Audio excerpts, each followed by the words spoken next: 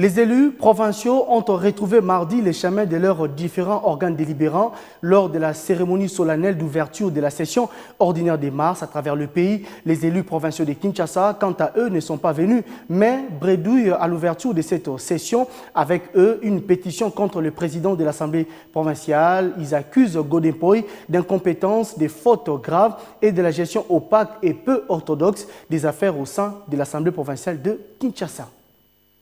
C'est dans un contexte politique marqué par l'adhésion de la majorité des élus provinciaux de Kinshasa à l'Union sacrée de la nation que s'est ouverte cette session ordinaire de mars à l'Assemblée provinciale de la capitale.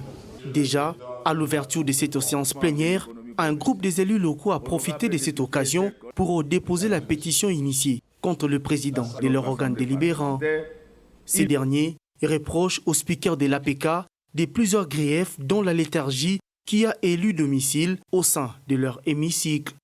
Répliquant aux divergences d'opinion constatées au sein de son institution, Godin Poi invite les pétitionnaires et l'ensemble de ses collègues au sursaut d'orgueil afin de mettre en avant-plan l'unité entre eux et privilégier les intérêts communs des Kinois et de la vie province de Kinshasa. Dans cet hémicycle pluraliste, je privilégie la confrontation civilisée des arguments.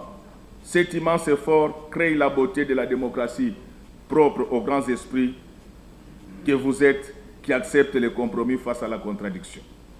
Au-delà des incantations politiques, ce qui nous est commun, c'est la ville de Kinshasa, notre cause commune, pour laquelle nous nous trouvons dans cet hémicycle. Ne perdons pas de vue. Nous serons forts, unis que désunis. Notre force doit être le rassemblement autour d'un idéal, en l'occurrence la ville de Kinshasa.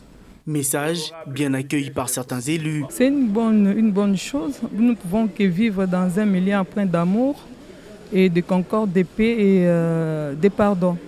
Nous sommes des humains, nous ne sommes pas parfaits, c'est vrai, mais nous sommes appelés à vivre avec le pardon. Face à cet appel à l'éveil des consciences, les 17 pétitionnaires vont-ils revenir à la raison? La question se pose et l'opinion nationale attend la suite de cette démarche aux jours à venir.